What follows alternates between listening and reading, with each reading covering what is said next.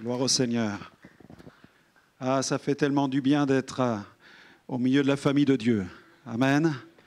Avec mon épouse, on a cette grâce, ce privilège de voyager dans le monde pour prêcher l'Évangile. Et nous allons bientôt atteindre une cinquantaine de pays dans le monde. Et à chaque fois, ce sont des nouvelles destinations. Et je remarque que partout où nous allons, l'accueil demeure le même. Ça, c'est quelque chose d'impressionnant, puisqu'il y a l'Esprit de Dieu, il y a l'Église, et ça, c'est une grâce. Amen. On se sent comme chez nous. On se sent comme chez nous lorsqu'on voyage. Et je suis sûr que votre serviteur, lui aussi, quand il voyage et qu'il va d'église en église, à chaque fois, il a la même impression, c'est que nous sommes accueillis comme à la maison. Amen. Alors, mon épouse est dans les rangs. Elle a un ministère aussi, c'est celui de supporter son mari. Amen. Ça, c'est un grand ministère. C'est un ministère apostolique, prophétique, pastoral, évangélistique. Elle a tous les titres pour s'occuper de moi. Et en même temps, elle est responsable d'une maison d'édition, la maison d'édition Gospel Vision. Donc, elle s'occupe de réaliser tous ces livres-là que nous distribuons pour soutenir notre ministère, puisque nous travaillons pour l'Église. Nous sommes bien sûr engagés dans un mouvement pentecôtiste, mais en même temps, nous n'avons pas d'Église qui nous supporte. Nous marchons par la foi. Et la vente de ces livres ou le soutien des partenaires par Internet ou par le biais de soutien financier nous permet d'avancer et de continuer à annoncer l'Évangile. Alors, vous verrez, votre pasteur m'a permis de mettre un petit stand dans l'entrée. Il y a quelques ouvrages, puisque la thématique du week-end était sur la Pentecôte, sur la vie de l'Esprit. Donc on a fait vraiment un tri, on a fait une sélection de quelques livres. Je pense à celui-là, Le don d'opérer des miracles. Nous sommes en train de sortir toute une série sur les dons spirituels avec des anecdotes que nous vivons ici et là dans le monde où le Seigneur manifeste sa grâce au moyen des dons spirituels. Et puis, celui sur la guérison intérieure, le Maxibook était épuisé hier, alors on va en ressortir la semaine prochaine, mais on a encore celui-là, Guérison divine, toute une série de Maxibook sur la guérison divine, où on aborde l'imposition des mains, la parole de connaissance et la guérison, les communications du Saint-Esprit, l'œuvre expiatoire. C'est vraiment une étude théologique approfondie sur ce sujet avec pas loin de 150 témoignages de guérison qui sont documentés, de mails, de scènes que nous avons capturées en vidéo, de gens qui ont vécu la grâce, la puissance de Dieu. Et on a aussi tout condensé dans un livret qui accompagne ce Maxibook. Il y a aussi une fiche dynamique opérationnelle qui nous donne les grandes lignes si nous voulons prier pour les malades. Dieu soit béni pour les évangélistes et les apôtres qui vont, les prophètes, qui exercent les dons spirituels avec une grande mesure du fait de leur ministère, mais je crois aussi que toute l'Église est appelée à exercer les dons spirituels. Amen. Vous êtes appelés à prier pour des malades. Pas besoin d'appeler le pasteur à 24 heures par jour pour qu'il aille prier pour les malades qui vous entourent. Vous pouvez le faire, vous pouvez prier pour quelqu'un, demander la grâce du Seigneur. Il veut se servir de toute l'Église. Alors n'hésitez pas à l'issue du service à nous retrouver près de la table, on pourra vous conseiller sur certains ouvrages. J'ai heureux aussi d'entendre qu'un frère va au Pakistan. Est-ce qu'il peut lever sa main ? C'est lequel qui va ? C'est toi, mon frère ? Dans quelle ville es-tu allé ? Faisalabad, je connais bien Faisalabad. J'ai eu l'occasion de faire une campagne à Faisalabad. C'était ma première campagne au Pakistan et à Gujranwala aussi. Et c'est impressionnant de voir au Pakistan comment aussi le peuple est ouvert pour recevoir l'Évangile, la puissance du Seigneur. On a pu faire des grandes campagnes là-bas avec Khalid Shahin de Full Gospel Church et de vivre vraiment de belles choses. Et je t'encourage que Dieu continue à t'utiliser. Il faut vraiment le don de foi pour aller au Pakistan. Vous savez que vous y allez y rentrer, vous ne savez pas si vous allez ressortir. Et ma femme, elle a souvent prié pour que je revienne. Mais le Seigneur est notre bouclier. Et on a eu 100% d'accidents au Pakistan. À l'aller comme au retour, il y a eu des accidents de voiture. On a perdu les vitres du bus. On a rentré dans le derrière d'une voiture. On a été arrêté par la police. Alléluia. Amen. Ce sont des bonnes missions. Mais on a vu les anges aussi. C'est dans ce pays que j'ai vu le ministère des anges qui nous a secourus dans une situation où notre voiture était en feu la nuit dans le désert entre Faisalabad et Lahore. Je ne sais pas si tu connais Lahore. Dans le désert, on a le gars qui conduisait notre van, il consommait de la drogue au volant sans modération. Je précise, il n'était pas chrétien. Et dans ce van, il y avait 9 sièges, on était au moins une quinzaine à l'intérieur. Et à fond, en plein désert, il a perdu les 2 roues arrière et les flammes ont commencé à lécher les vitres du véhicule. On prenait feu en roulant. Alléluia! C'est bon l'évangélisation. Vous voulez partir en mission? Qui est candidat? Amen. Et le pilote perdait le contrôle du véhicule. Finalement, il s'est arrêté. Tout le monde est sorti. Les gens tombaient par terre pour échapper au feu. Et puis, je ramasse une petite mamie qui était par terre. Et j'avais un ami qui était caméraman qui était avec moi. Et François qui m'accompagnait. Et puis, on relève une personne. Et tout à coup, il y a un homme. On était en plein désert, 2 heures du matin. Et il y a un homme en blanc qui était là, juste à côté du véhicule. Il jette un seau d'eau. Et puis, le feu s'arrête. Et tout à coup, l'homme disparaît. Et on était en plein désert à 2 heures du matin, il n'y avait pas d'habitation, il n'y avait rien. Et puis François me dit, Franck, tu as vu la cavalerie? En parlant de cet homme qui venait d'apparaître devant nous. Et en fait, après on réfléchit, mais il me dit, parce que François est un mécanicien, en même temps, il me dit, Franck, mais comment peut-on arrêter un feu à l'essence avec de l'eau? Je dis, mais Dieu est en train de nous dire qu'il est avec nous, même dans le désert, là. Alors on a prié, et une demi-heure plus tard, un camion est passé, on a mis tout le monde dans le camion, on a continué la mission. Et puis on a vu la gloire de Dieu dans cette campagne avec 15 000 personnes qui écoutaient l'Évangile, les aveugles, les infirmes guéris par la puissance de Dieu. Dieu est un Dieu de grâce, alléluia. Et le royaume de Dieu est une réalité. Amen. Et le Père, nous avons chanté le Père Abba Père. Le royaume de Dieu est une réalité. Notre bon Père céleste ne veut surtout pas abandonner l'Église. Et même Jésus, qui est venu pour révéler le Père, nous a dit, je ne vous laisserai pas orphelins. Il a dit, restez à Jérusalem jusqu'à ce que vous soyez revêtus de la puissance du Saint-Esprit. Dans Acte 1, verset 8, il a dit qu'il enverrait le Saint-Esprit. Vous recevrez une puissance, une énergie, de la dunamis, de l'énergie. Vous recevrez l'énergie de Dieu, vous serez mes témoins. À Jérusalem, en Samarie, jusqu'aux extrémités de la terre. Alléluia. Il veut nous donner sa puissance. Restez jusqu'à ce que vous soyez revêtus. Il désire nous revêtir de la puissance du Saint-Esprit. Et lorsqu'on vient à Jésus, on reçoit le Saint-Esprit, bien sûr, parce que nul ne peut se convertir à Jésus-Christ et devenir un enfant de Dieu sans le Saint-Esprit. Et si vous ne parlez pas encore en langue, si vous n'avez pas fait l'expérience du baptême dans le Saint-Esprit, nous ne ferons pas l'erreur de vous dire que vous n'avez pas le Saint-Esprit. Vous avez le Saint-Esprit parce que c'est l'Esprit de Dieu en vous qui fait de vous le temple. Vous êtes le temple.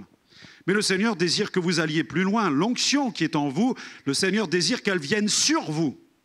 L'onction en moi, elle est pour moi. C'est ce que l'apôtre Jean déclare dans 1 Jean chapitre 2, verset 27. Pour vous, l'onction que vous avez reçue de lui demeure en vous. Elle est en vous, l'onction du Saint-Esprit. Et vous n'avez pas besoin qu'on vous enseigne, mais comme son onction vous enseigne toutes choses, et qu'elle est véritable, et qu'elle n'est point un mensonge, demeurez en lui, selon les enseignements qu'elle vous a donnés. L'onction en vous, c'est pour vous.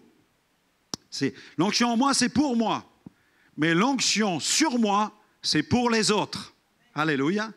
Il désire nous revêtir de cette onction pour le servir. Et j'aime beaucoup ce passage, puisque votre pasteur m'a dit hier, Franck, reparle-nous du baptême dans le Saint-Esprit à Anderlecht. Et j'aime beaucoup aussi ce passage que j'ai pu lire hier dans Jean 7, 37, ou le dernier jour de la fête, dans votre Bible, Jean 7, 37, le grand jour de la fête, Jésus, se tenant debout, s'écria, « Si quelqu'un a soif, qu'il vienne à moi et qu'il boive. » Amen. Lorsqu'on vient à Jésus, c'est parce que notre cœur est asséché. Notre vie sans Christ est un véritable désert. Et Jésus nous dit, ta vie sans moi, c'est un désert. Mais si tu viens à moi, alors il dit, celui qui croit en moi, une œuvre va s'opérer. Des fleuves d'eau vive couleront de son sein, comme dit l'Écriture. Il dit cela de l'Esprit que devaient recevoir ceux qui croiraient en lui, car l'Esprit n'était pas encore, parce que Jésus n'avait pas encore été glorifié. On vient à Jésus pour être désaltéré. Le miracle, c'est quand on vient à Jésus, on est désaltéré. Il met un terme au désert. Des fleuves d'eau vive coulent en nous. Mais Jésus nous parle ensuite d'un miracle. Il dit que des fleuves vont jaillir. Des fleuves d'eau vive vont jaillir. C'est ce qu'il dit aussi à la Samaritaine à un certain moment. Il parle de ces fleuves qui jaillissent jusque dans la vie éternelle.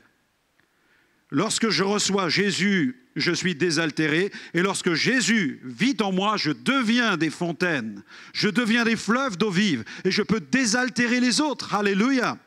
Et c'est ce que le Père veut faire. C'est ce qu'il a promis au travers de l'expérience du baptême dans le Saint-Esprit. C'est pourquoi vous avez besoin de recevoir le baptême dans le Saint-Esprit. Il est question, vous savez que le mot en grec, baptême, baptisain, nous parle de l'immersion. Il est question de l'immersion. Il y a une différence entre boire un verre d'eau fraîche et tomber dans la rivière. Ce n'est pas la même sensation. Et avec le Saint-Esprit, lorsqu'il nous baptise, il nous immerge dans sa présence.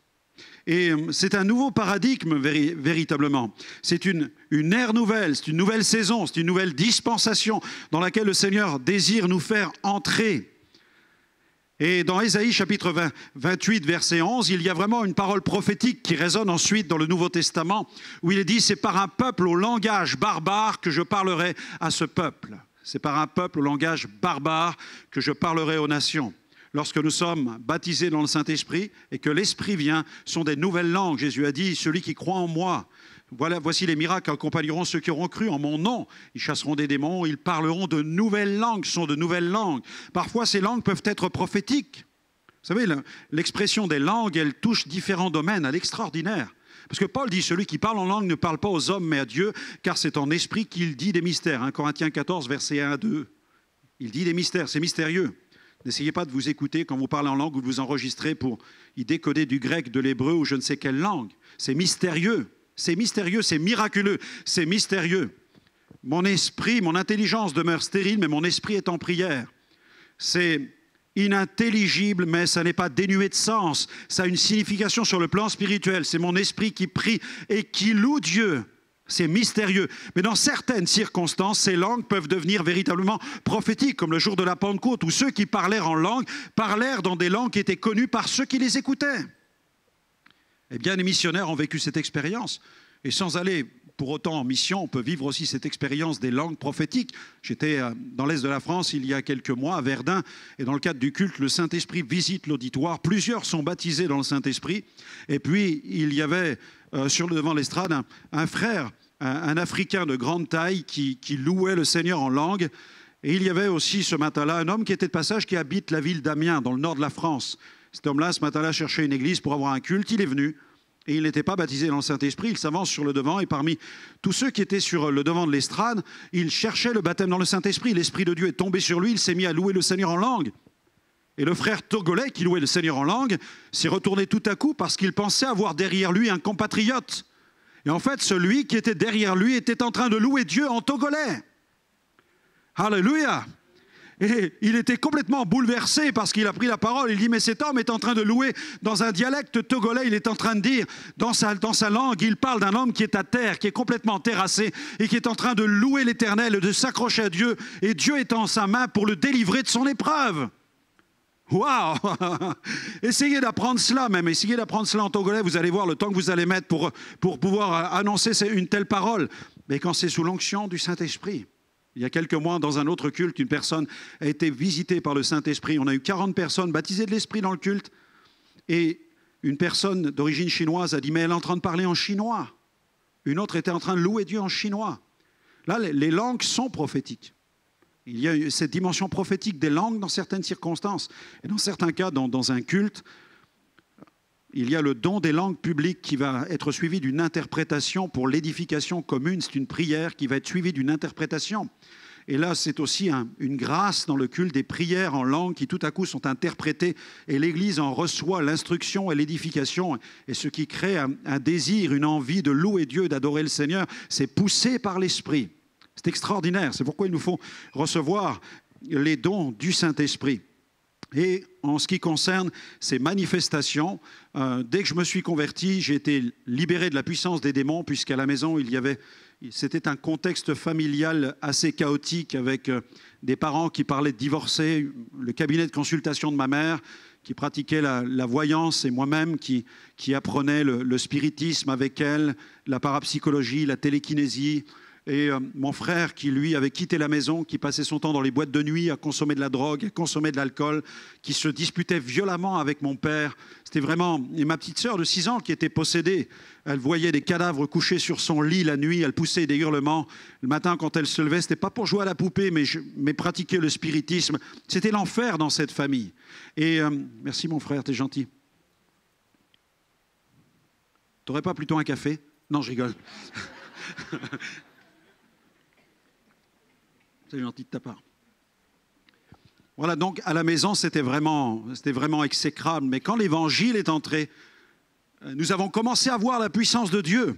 Donc j'ai été libéré des démons, toute la famille s'est convertie, mon père guéri de son ulcère cancéreux, ma mère libérée de son esprit de divination, ma petite sœur aussi libérée des démons.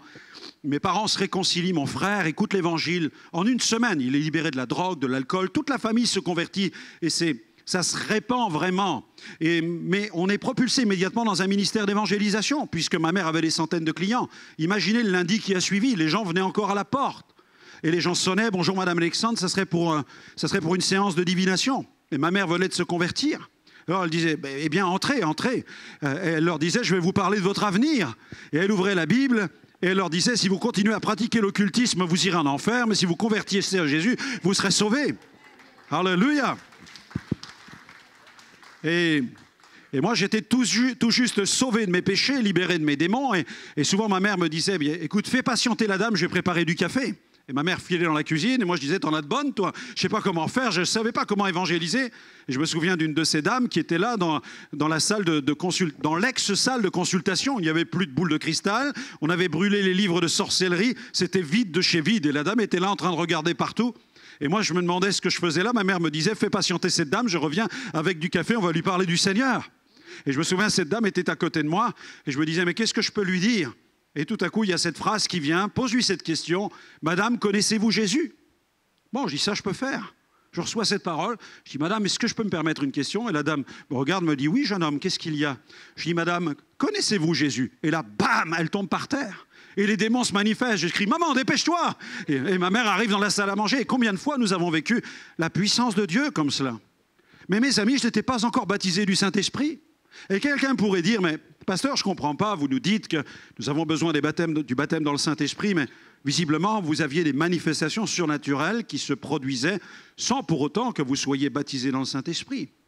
Si vous regardez vers l'Ancien Testament, vous verrez des gens comme Élie et Élisée qui exerçaient des dons de miracles, puisqu'ils ont été les instruments de plusieurs résurrections. Ils ont vu un lépreux purifié, la gloire de Dieu se manifester. Si vous regardez les ministères de sainteté avant même le début du XXe siècle, il y avait des grands ministères qui officiaient, comme John Alexander Dowie, qui était connu mondialement, comme Maria Woodworth-Setter, qui était une femme évangéliste, qui avait des miracles en veux-tu en voilà, ou même un célèbre personnage dont vous avez certainement entendu parler, Smith Wigglesworth, qui avait déjà des guérisons. Vous allez dire, mais pasteur, pourquoi parler en langue et pourquoi recevoir le baptême dans le Saint-Esprit ou exercer les dons spirituels?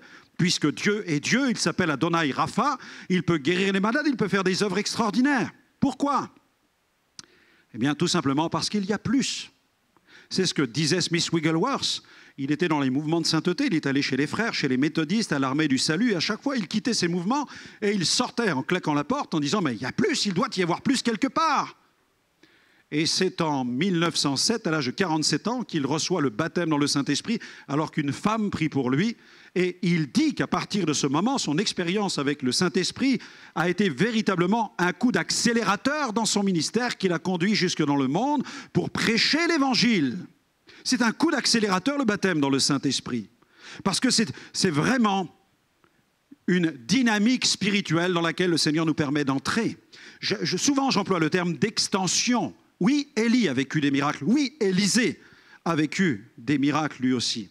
Mais la grâce du Nouveau Testament et l'expérience de Pentecôte dans laquelle nous sommes entrés depuis 2000 ans et qui était réactivée au siècle dernier avec des personnages comme Charles Parham en 1901 au collège de Topeka ou Joseph William Seymour en 1906 dans la rue Azusa, ou alors Evan Roberts en 1904 au cours du réveil de Pays de Galles. Ces trois phénomènes qui se sont produits mondialement jusqu'en Inde, ces trois phénomènes ont été des coups d'accélérateur dans l'Église contemporaine et moderne pour propulser en avant les mouvements de Pentecôte, accompagnés des dons spirituels dont Paul nous parle dans les Saintes Écritures, puisqu'il nous parle des dons spirituels. Et quand il nous parle de ces dons, il nous parle des dons d'inspiration, des dons de révélation et des dons de puissance. Et cette extension touche maintenant à toute l'Église. Alléluia! Vous devez être debout sur vos chaises maintenant. Il faut faire 3 fois le tour de la salle en courant. Amen. Gloire à Dieu. Dieu soit béni. Parce que Ces gens dans l'Ancien Testament qui ont vu le ministère du Saint-Esprit étaient des privilégiés. Il fallait qu'ils soient oints. Quelqu'un se présentait, souvent un prophète, avec une fiole d'huile ou une corne remplie d'huile. Il la déversait sur leur tête et ils étaient établis dans des fonctions comme celles de juges, de sacrificateurs, de prophètes ou de rois. Mais la Bible dit que dans les derniers jours, Dieu dit « Je répandrai de mon esprit sur toute chair. Vos fils et vos filles prophétiseront. » Vous êtes un peuple de prophètes. Dieu veut faire de son peuple un peuple de prophètes. D'ailleurs, dans l'Ancien Testament, lorsque tous ceux qui étaient avec Moïse ont commencé à prophétiser, Josué s'est indigné en disant d'arrêter tout cela. Et Moïse a dit, mais plaise à Dieu que tous prophétisent. Et la prophétie, le désir de Moïse s'est accompli il y a 2000 ans, le jour de la Pentecôte, quand dans la chambre haute, l'Esprit est tombé sur eux collectivement. Ils se sont mis à prophétiser. Ils ont proclamé la gloire de Dieu. C'est la marque de la fin des temps. C'est une extension géographique. Ce n'est plus limité à la terre d'Israël. Ce n'est plus limité à certaines personnes comme Élie ou comme Élisée. C'est une extension multi-ethnique. Ce n'est plus réservé simplement à des Juifs qui croient en l'Éternel ou en Yahvé. C'est pour tous les peuples, pour toutes les nations. C'est sur toute la planète. Alléluia. Pour les hommes comme pour les femmes, puisque vos fils et vos filles prophétiseront. C'est pour tous les âges, les jeunes comme les vieux. Gloire à Dieu. Est-ce qu'il y a des vieux dans la salle? Est-ce qu'il y a des jeunes? Est-ce qu'il y a des gars et des filles? Ouais. Donc c'est pour vous tous. Tu dois dire maintenant, les dons spirituels, c'est pour moi. Dis-le de ta bouche, le baptême dans le Saint-Esprit, c'est pour moi. Non, je t'entends pas bien là. Le baptême dans le Saint-Esprit, c'est pour moi. Je suis un peu sourd. C'est pas que je vieillis, mais les dons spirituels, c'est pour moi. Alléluia. Et la Bible nous montre que certains l'ont reçu individuellement.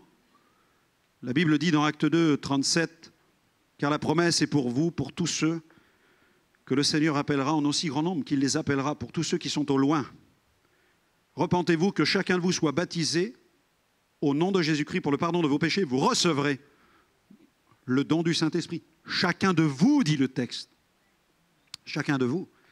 Et la promesse est pour vous en aussi grand nombre que le Seigneur les appellera. Il appelle encore au baptême dans le Saint-Esprit. Donc c'est pour nous même maintenant, c'est pour nous ce matin. Il n'y a pas besoin d'une réunion spéciale ce matin, maintenant. Moi, je bénis Dieu pour les réunions de réveil et j'en organise toute l'année. Mais en même temps, dans des cultes, dans des réunions de prière, on peut prier pour cela. Le Saint-Esprit veut le faire.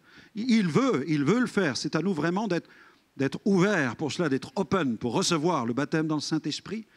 Et on peut le recevoir donc individuellement comme Saul de Tarse, ou plutôt l'apôtre Paul, puisqu'il devient un frère à ce moment-là. Et Ananias le touche, et là le Saint-Esprit vient sur lui, il est rempli du Saint-Esprit. On peut le recevoir aussi collectivement, je pense aux 12 Éphésiens. Paul leur impose les mains, et les 12 parlent en langue, et même immédiatement, ils prophétisent, parce que le baptême dans le Saint-Esprit les propulse directement dans l'exercice des dons spirituels. Il y a les Samaritains aussi qui vivent le message de l'Évangile, sont baptisés d'eau, et on voit derrière Pierre et Jean qui arrivent de Jérusalem, qui leur imposent les mains pour qu'ils reçoivent le Saint-Esprit. On voit Corneille qui, lui, n'a même pas le temps d'être baptisé d'eau et qui reçoit le Saint-Esprit. Et ensuite, Pierre doit le baptiser dans l'eau. Moi, c'est un peu ce qui m'est arrivé, la même histoire un peu que Corneille, parce que mon pasteur patientait beaucoup pour que je sois baptisé dans l'eau. Il m'examinait, il avait raison, il voulait vérifier que je sois vraiment converti. Et puis, au moment de me faire baptiser, que ce aurait été le bon moment, j'ai dû partir au service militaire. Et là, j'étais très frustré parce que je voulais vraiment être baptisé d'eau. J'en parle avec mon pasteur, il me dit « Non, on va attendre, tu fais d'abord ton service militaire et après, on verra pour te baptiser d'eau. » Et je me disais, ça va faire plus de 2 ans maintenant que je suis chrétien, je vais me faire baptiser, mais c'est pas demain que je vais être plongé dans l'eau. Et j'étais très frustré. Et j'entends qu'il va organiser une soirée sur le baptême dans le Saint-Esprit. Je vous avoue que depuis 14 mois, je priais pour cela. J'avais été sauvé, libéré, puis je commençais à entendre les parler en langue et ça crée chez moi la curiosité, non pas de peur, au contraire, je n'avais pas peur de cela, au contraire, ça m'encourageait à rechercher quelle était cette expérience.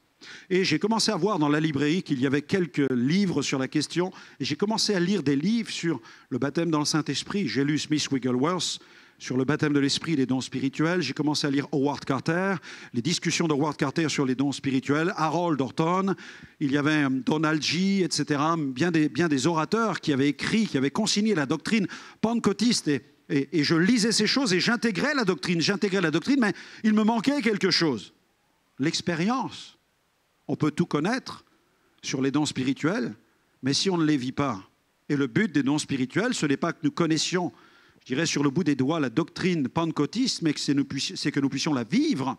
Et pendant 14 mois, j'allais dans les réunions, « Seigneur, baptise-moi dans le Saint-Esprit, Seigneur, baptise-moi dans le Saint-Esprit ». Et je combattais pour cela et rien ne se passait. Et j'en voyais certains qui arrivaient pour la première fois, ils faisaient la paix avec Dieu. La semaine suivante, ils étaient dans une réunion de prière. Je me souviens même d'un gars qui lui, on dit, tel soir, il y aura une soirée sur le baptême dans le Saint-Esprit. Et je dis à ce jeune homme qui est en train de se convertir, si tu veux, je viens te chercher. Alors je vais frapper chez lui, ça faisait une semaine qu'il suivait les réunions. Je frappe chez lui. Et puis, il ouvre la porte, il sort dehors avec un appareil photo et sa Bible, et on part vers la réunion. Et je lui dis, mais qu'est-ce que tu fais avec ton appareil photo? Tu vas prendre des clichés après la réunion? Il me dit, non. Je dis, comment ça? Il me dit, je vais prendre en photo le Saint-Esprit quand il va descendre pour baptiser le feu. Je dis, waouh!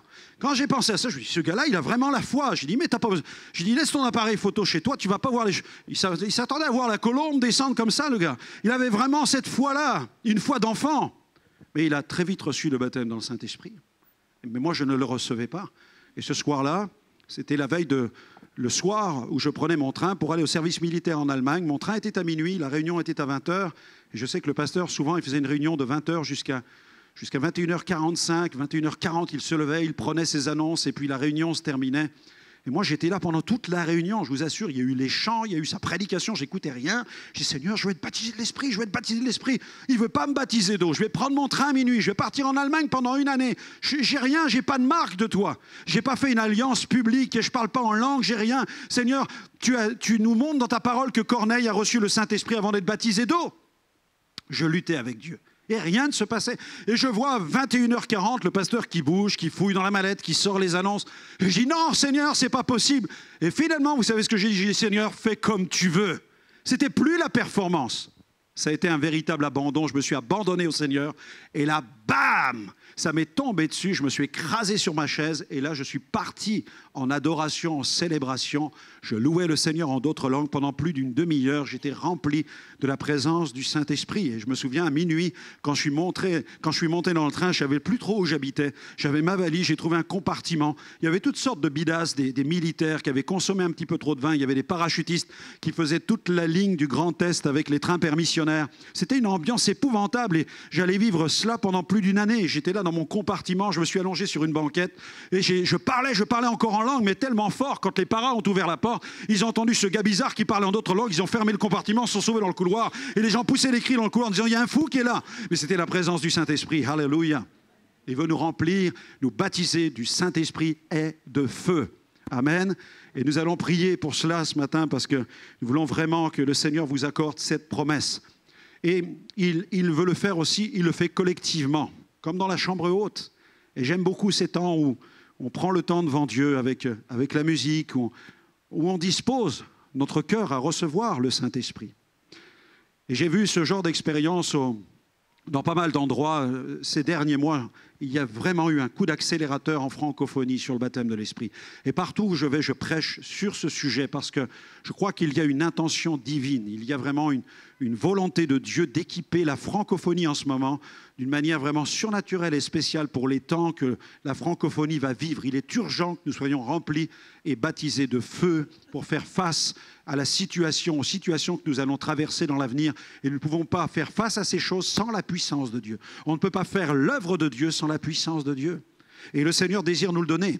Et je me trouvais au Bhoutan il y a quelques années, dans un no man's land de Jayagon. C'est à la frontière du Bhoutan, du Bangladesh. Et comme on ne pouvait pas prêcher au Bhoutan, on a eu tout à coup cette idée lumineuse de mettre un grand chapiteau de 2000 places juste dans ce no man's land et d'aller avec des bus, d'aller chercher les gens dans leur pays, puis leur proposer un voyage touristique dans ce no man's land. Et c'est ce qu'on a fait.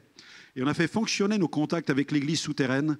Et puis là, on a extrait du Bhoutan plus de 2000 personnes qui se sont retrouvées pendant une semaine sous un chapiteau dans ce no man's land pour écouter l'évangile. Et ils ont écouté la bonne nouvelle et ils étaient là, hommes et femmes, à écouter ce message. Les gens ont été sauvés, les gens ont été guéris. Et puis à la fin de cette campagne, le dernier jour, après 7 jours de campagne, il fallait repartir jusqu'à Bagdogra, reprendre des avions pour New Delhi. Ensuite, il fallait aller à Francfort jusqu'à Paris. C'était un long voyage qui prenait 36 heures. Et là, il y avait urgence. On arrivait à la fin du programme. Et au moment de tout arrêter, l'évangéliste Sam Maloney, qui implante des églises dans une certaine région de l'Inde, me tapote sur l'épaule. Il me dit, Franck, le Seigneur me dit de te dire qu'il faut que tu pries pour le baptême dans le Saint-Esprit. Et je regarde la montre sur le pupitre et je me dis, il est tard, la réunion a été très longue, il y a eu la musique, il y a eu les guérisons, le Seigneur a manifesté sa gloire. Je me dis, mais ces gens, est-ce qu'ils vont comprendre ce qu'on va leur dire sur le baptême de l'Esprit? J'étais un peu perplexe, je vous avoue. Mais connaissant cet homme de Dieu, je lui dis, s'il me le dit, c'est que vraiment il y a une intention divine. Alors je dis, d'accord, Sam, pas de problème. Et je dis à tout le monde, levez vos mains, on va prier pour cela, le Seigneur veut vous remplir de l'Esprit. Mais alors on prie pour cela pendant 1 ou 2, 3 minutes.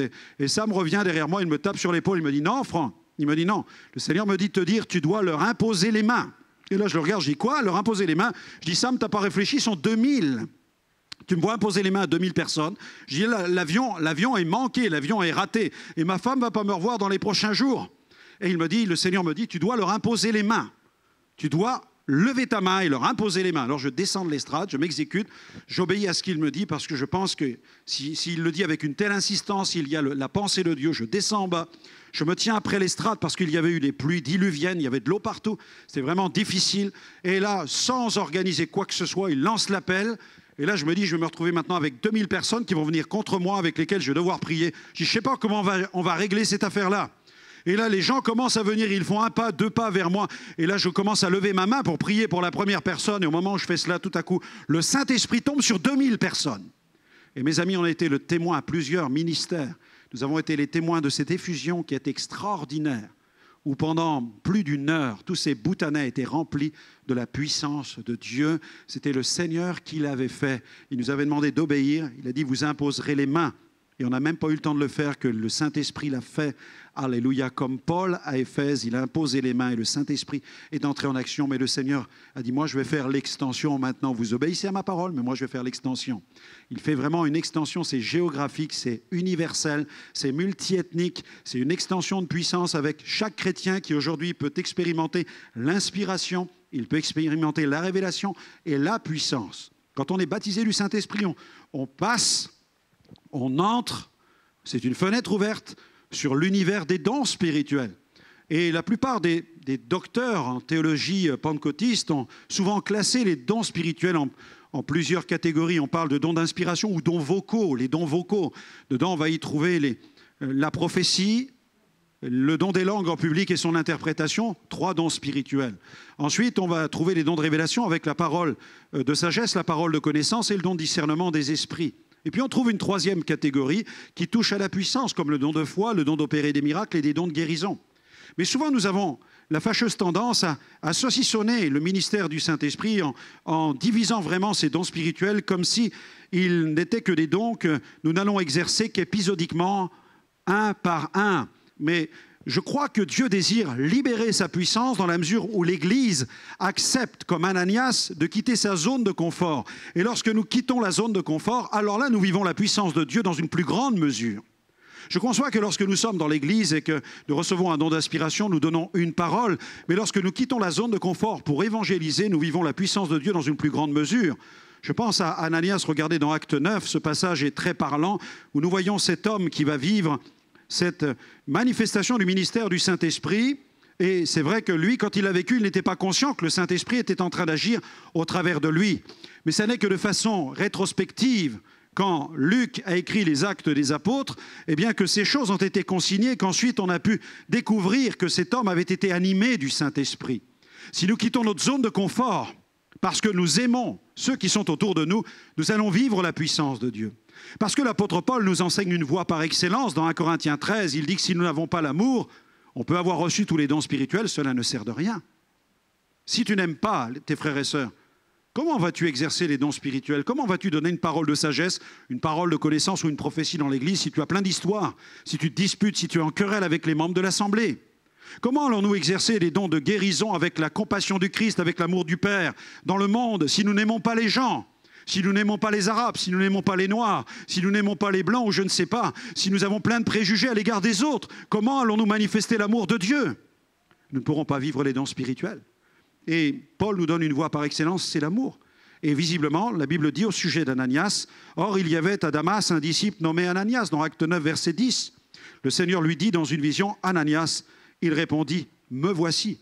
Le Seigneur lui dit, lève-toi, va dans la rue qu'on appelle la droite et cherche dans la maison de Judas un nommé Saul de Tarse, car il prie et il a vu en vision un homme du nom d'Ananias qui entrait, qui lui imposait les mains afin qu'il releva, qu'il recouvra la vue. Est-ce qu'on peut dire Amen? Est-ce qu'on peut dire Alléluia? Imaginez que vous soyez à sa place. Est-ce que vous diriez Amen et Alléluia? Facile quand on regarde l'histoire d'Ananias comme ça. Alléluia, gloire à Dieu, Seigneur. Mais imaginez que le Seigneur vienne vous dire, eh bien aujourd'hui tu vas aller dans tel quartier de Bruxelles parce que là il y a un dangereux terroriste, je t'envoie là-bas pour lui imposer les mains. Est-ce que tu vas dire Amen et Alléluia? Waouh! Eh bien regardez, lui, on l'appelle à cela, mais il sait qu'il est fragile, il sait qu'il est vulnérable, il sait qu'il a des faiblesses, il sait qu'il n'a pas la capacité de faire cela. Et il réagit immédiatement en disant, Seigneur, il commence à expliquer à Dieu qu'il y a un problème dans cette affaire. Seigneur, j'ai appris de plusieurs personnes tout le mal que cet homme a fait à tes saints dans Jérusalem. Il est en train d'expliquer à Dieu, il dit, Seigneur, j'ai appris de la part de certains, comme si Dieu ne sait pas, vous voyez. Il dit, Dieu, il faut que je t'explique, là il y a un problème, il y a une erreur de casting, tu t'es trompé de personne, c'est pas moi Ananias que tu devais appeler, c'est plutôt le frère Léon qui habite là-bas.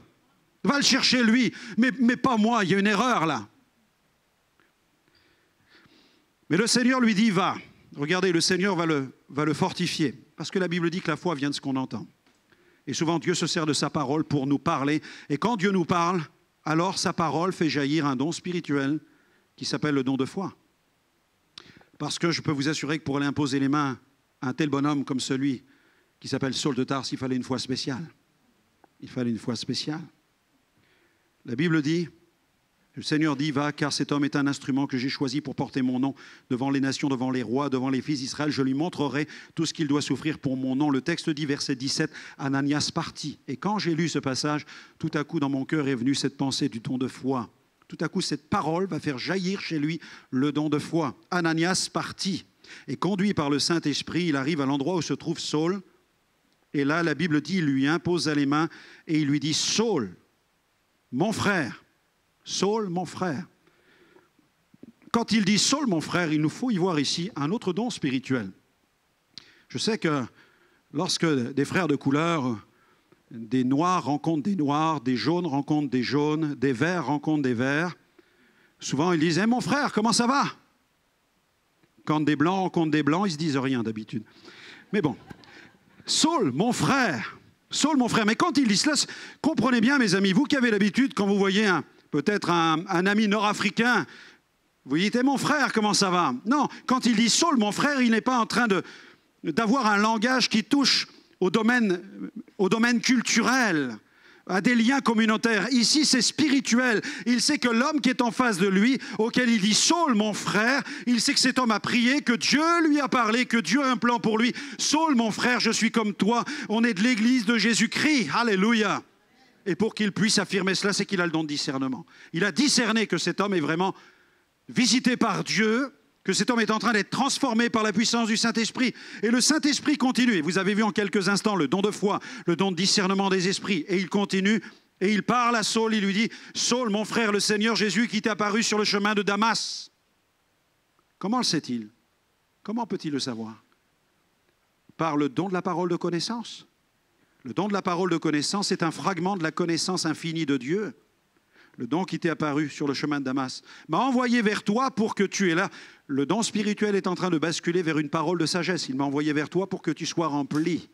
Il ne lui dit pas simplement, le Seigneur t'a apparu sur le chemin de Damas, c'est extraordinaire, hein, Dieu existe. Non. Parce qu'il aurait pu simplement exercer une parole de connaissance. Dieu t'est apparu sur le chemin de Damas. Saul aurait dit, mais comment le sais-tu? Mais non, ça va bien plus loin. Il lui donne une parole de sagesse. Il m'a envoyé vers toi pour que tu sois rempli du Saint-Esprit. C'est la sagesse de Dieu. Tu as besoin, Saul, d'être rempli du Saint-Esprit. Le texte dit, il lui imposa les mains. Les écailles tombèrent. Et dans un récit d'Acte 22, quand Paul relate cet événement, Paul rappelle qu'il dit, un homme du nom d'Ananias est entré, il s'est approché de moi, il m'a dit, Saul, recouvre la vue. Et là, nous avons le don d'opérer des miracles, puisque cette parole a produit un miracle, les écailles sont tombées. Il aurait pu arriver comme ça, les mains et ne rien dire, et Dieu aurait fait le miracle. Ça aurait été un miracle accompli par Dieu directement. Mais là, nous avons un homme qui est le canal de l'action du Saint-Esprit. C'est une manifestation de l'Esprit. Et quand Paul parle des dons spirituels, il parle des charismas. Le charisma, c'est tout le domaine des dons de Dieu. On peut y enfermer tout le domaine des dons de Dieu. Charisme, c'est grâce. Mais quand Paul écrit dans 1 Corinthiens 12 sur les dons spirituels, il emploie un autre terme qui s'appelle pneumatikos, qui nous parle de souffle, le souffle de l'Esprit. Dieu nous fait des dons, mais ces dons ne peuvent entrer en fonction, en opération, qu'à la seule mesure où Dieu souffle par son esprit. Amen. Parce que je ne me sers pas des dons à volonté. Ce n'est pas parce que j'aurai le don des guérisons, cette capacité de guérison, que je vais guérir tous les malades. Imaginez que vous ayez cette capacité. Qu'est-ce qui arriverait? Vous deviendriez complètement fou. Et même Smith Wigglesworth dit, ce don se retournerait contre vous. Pourquoi? Parce que les gens s'attendraient à recevoir la guérison de votre part. Et c'est pourquoi tous ne sont pas guéris. Dieu ne permet pas que tout le monde soit guéri. Lorsque Jésus priait pour des malades, parfois il les guérissait tous, parce qu'il était rempli de toute la plénitude de Dieu. Mais nous avons reçu de son onction. Selon la mesure du don de Christ, nous avons une capacité pour guérir, mais non pas dans la pleine mesure que Jésus pouvait avoir. Imaginez que vous ayez cette capacité, vous iriez à l'hôpital, vous commenceriez à prier pour les malades, tous seraient guéris, vous diriez en sortant, il y a un autre hôpital, il y a une autre clinique, il y a une autre infirmerie, puis il y a tous les malades du quartier. Vous n'auriez plus de vie et les gens viendraient par milliers devant votre porte et ce don se retournerait contre vous. C'est pourquoi Jésus, le Fils de Dieu, était obligé de s'enfuir, parfois de se cacher à l'écart, parce que la puissance sur sa vie était tellement grande que les gens se jetaient contre lui pour être guéris. Est-ce qu'on peut comprendre ce que c'est cette manifestation de la gloire de Dieu? Mais le Seigneur désire nous remplir de ses dons, il désire opérer selon l'Esprit et il nous faut apprendre à fonctionner selon le Saint-Esprit dans l'exercice des dons spirituels. Et pour vivre cette grâce, des dons d'inspiration, de révélation et de puissance, il nous faut premièrement être baptisés dans le Saint-Esprit. Amen. Alors pour clore ces moments et prier avec votre pasteur pour vous, j'aimerais qu'on puisse diffuser une vidéo qui s'est passée à Madagascar il y a quelques semaines, où nous avons vécu pendant plus d'une demi-heure un temps de visitation dans la ville de Tuléar, sur la côte ouest de Madagascar.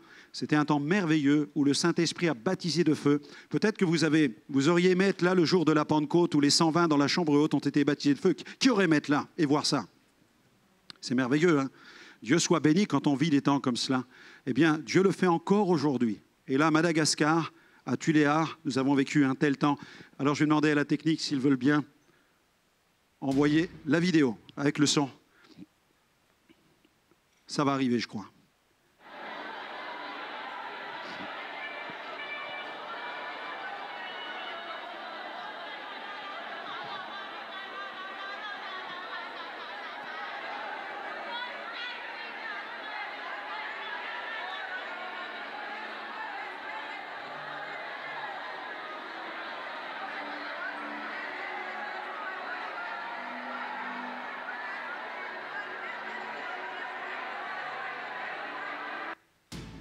Alors quand le Saint-Esprit est descendu, après un quart d'heure, ces gens étaient toujours dans cet état-là de visitation. J'avais mon appareil photo sur le... Je dis, mais Franck, vite, capture quelques secondes de cette visitation, c'était trop extraordinaire. Et je ne savais pas comment les choses allaient s'arrêter. Honnêtement, je ne savais pas comment on allait arrêter la réunion. Et alors, je me suis reculé du pupitre, avec les pasteurs, on est descendu, imposé un peu les mains, mais ça ne servait plus à grand-chose finalement. Et ces gens étaient visités, ça ne s'arrêtait pas. C'était l'action merveilleuse, pénétrante, remplissante, débordante du Saint-Esprit. Alléluia. Et dans bien des endroits de la francophonie, le Saint-Esprit visite. Hier matin, comme le disait votre pasteur, le Saint-Esprit était au rendez-vous. Je crois que ce matin encore, il veut baptiser de feu. Il veut baptiser de feu. Nous allons prier pour le renouvellement. Ceux qui étaient hier et qui ont besoin de renouvellement pouvaient venir aussi. Et on voudrait prier aussi pour ceux qui n'ont pas encore été baptisés dans le Saint-Esprit. Quels sont ceux qui ont déjà fait l'expérience du baptême dans le Saint-Esprit avec le signe des langues? Levez votre main à votre place. Amen. Gloire à Dieu. Quels sont ceux qui ne l'ont pas encore vécu, qui aspirent, qui aimeraient le vivre? Levez votre main. Gloire à Dieu. Il y en a plusieurs. Alors j'aimerais vous donner quelques conseils. Tout d'abord, j'aimerais vous rassurer. N'ayez pas peur. Jésus a dit, si quelqu'un demande le Saint-Esprit, je ne vais pas lui donner un scorpion. Et moi, c'était quelque chose que j'avais peur, le baptême de l'Esprit. Je me suis rendu compte de cela, parce que j'avais été habité par les démons. Et comme les démons m'avaient vraiment torturé, je craignais qu'un autre esprit vienne. Et Dieu m'a fortifié dans sa parole. Il m'a dit, mais si tu pries, le Père m'a dit, si tu pries au nom de Jésus et que tu demandes le Saint-Esprit, comment peux-tu imaginer que je permettrais qu'un autre esprit s'infiltre à la place du Saint-Esprit? Il m'a dit, ça n'a pas de sens. Et Dieu a fait tomber cette muraille dans ma tête. Et quand elle est vraiment tombée, j'ai commencé à m'ouvrir davantage à l'action du Saint-Esprit. Donc rassurez-vous, c'est l'Esprit de Dieu que vous allez recevoir. Décontractez-vous. Relax. Je vois des gens qui viennent pour le baptême dans le Saint-Esprit, les mâchoires sont serrées. Ils ont les bras comme ça, ou les mains dans les poches, ou ils mâchent un chewing-gum. Je leur dis d'abord, tu craches ton chewing-gum, tu enlèves tes mains de tes poches, tu lèves tes mains vers le ciel, tu es en train d'adorer Dieu là. Tu viens chercher quoi? Est-ce qu'on a conscience que c'est le Saint-Esprit? On vient chercher la présence de Dieu qui va nous remplir pour le servir. Et il faut qu'il y ait un désir dans notre cœur, ce n'est pas de parler en langue. L'objectif n'est pas de parler en langue. Le parler en langue, c'est la conséquence. Vous savez, je suis des Assemblées de Dieu de France et dans notre théologie, on enseigne que le baptême dans le Saint-Esprit est le signe initial. Mais pour moi, c'est plus qu'initial, c'est consécutif. Parce que c'est un remplissage. C'est parce que je suis rempli que je déborde et que je vais parler en d'autres langues. Souvent, on pense qu'on commence à être rempli quand on parle en langue, mais c'est parce qu'on l'est déjà. Vous avez déjà le Saint-Esprit. Dieu veut vous remplir. Mais j'ai vu certaines personnes qui ont été bloquées par des doctrines. Ils sont remplis de l'Esprit, mais jamais ils n'ont libéré les langues parce qu'on leur a dit à un moment, ça, c'est pas de Dieu, ça, c'est démoniaque. Tu te trompes, ça n'a pas de sens ce que tu dis. Non, libérez-vous de ça. Laissez-vous remplir et laissez-vous déborder. Vous recevez l'onction du Saint-Esprit. Vous êtes comme un vase, finalement. Vous êtes comme un vase, vous le placez devant la cascade rafraîchissante du royaume de Dieu. L'eau vive du Saint-Esprit va couler en vous, elle va vous remplir, jusqu'à déborder. Et quand elle déborde, ça se traduit par les langues et ensuite même par l'exercice des dons spirituels. Alors pour cela, oubliez même votre français. N'essayez pas de convaincre Dieu. Je vois certaines personnes qui viennent chercher le baptême dans le Saint-Esprit et ils disent au Seigneur, « Seigneur, tu sais, je veux être baptisé. » Seigneur, alors souvent je dis aux gens, mais arrêtez de lui dire, il le sait déjà. Vous croyez que Dieu ne sait pas ce qui se passe en vous?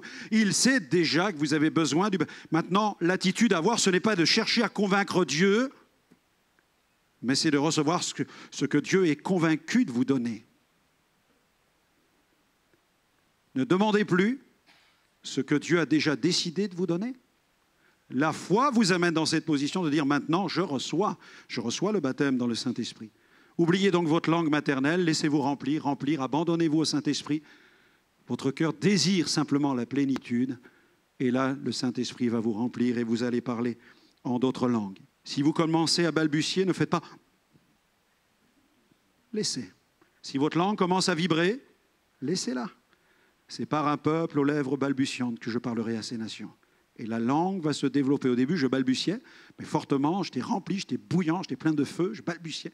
Je dis, mais Seigneur, je ne comprends pas, ça n'a pas de sens comme une langue. Et le Seigneur m'a dit, est-ce que tu crois que la langue que je te donne, c'est une langue terrestre? Mais elle est surnaturelle, comment veux-tu qu'elle ressemble à ton français? Elle transcende ton vocabulaire. Dans certains cas, poussés par l'Esprit, vous allez donner une signification terrestre à des gens qui vous écoutent parce que ça sera prophétique. Mais quand c'est mystérieux, c'est le langage de l'Esprit en nous, c'est notre esprit qui loue le Seigneur en d'autres langues et qui rend d'excellentes actions de grâce. Et je n'ai pas jugé ce parler en langue. Je me souviens d'une dame qui ne parlait plus en langue si elle trouvait son parler en langue ridicule. Je dis, tu n'as pas à juger la langue que Dieu te donne. Continue à la pratiquer, elle va se développer. Amen. On se lève ensemble? Vous êtes d'accord? Et on va prier pour cela. Je vais demander aux musiciens de nous accompagner simplement avec un fond musical et on va procéder de façon assez pratique. Je vous propose qu'on fasse 2 zones, 2 espaces, ça sera beaucoup plus facile. J'aimerais prier pour le renouvellement. Ceux qui ont besoin de renouvellement, quels sont ceux qui ont besoin de renouvellement? Levez votre main. Vous viendrez de ce côté-là de l'estrade, d'accord? Jusqu'ici. On a de la place jusque-là. Vous viendrez sur le côté droit de l'église, sur le côté droit de la salle. Pour tous ceux qui ne parlent pas encore en langue et qui aspirent au baptême dans le Saint-Esprit, vous viendrez ici, dans votre côté gauche, d'accord? Alors je vous invite à quitter les rangs. Venez maintenant, avancez-vous et nous allons prier pour cela. Venez maintenant, sortez les rangs, nous vous attendons.